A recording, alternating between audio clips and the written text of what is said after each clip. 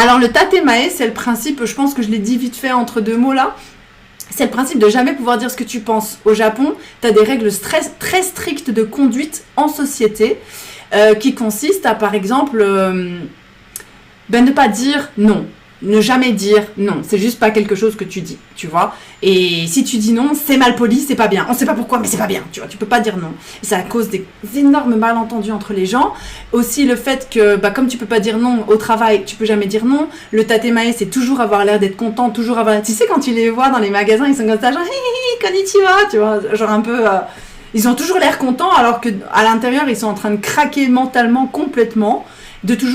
En fait, tu peux pas parler de tes problèmes, hein. Même entre japonais, ils parlent pas de leurs problèmes, ils parlent, tu vois, t'as des gens qui parlent de leurs problèmes personnels et tout de façon un peu profonde, mais avant d'en arriver là, faut creuser, hein, les gars.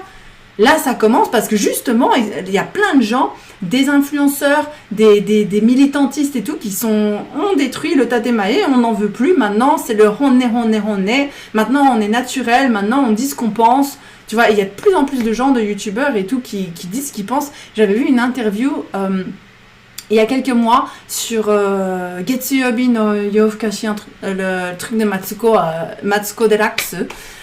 C'était l'interview de B, je pense qu'il s'appelle B, et il parlait dans l'émission, parce que c'est un youtubeur qui cartonne en ce moment sur YouTube, mais c'est un youtubeur qui est à fond honne, qui est l'opposé du tatemae, donc c'est-à-dire être complètement toi.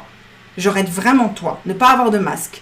Et là, Matsuko, qui est le présentateur, il dit ouais, mais du coup, en fait, c'est quand même fou. Tu t'assois et tu manges et tu dis tout ce qui te passe par la tête. C'est quand même rare dans la société japonaise, ce genre de choses et tout. Il dit justement, moi, c'est ce que je veux.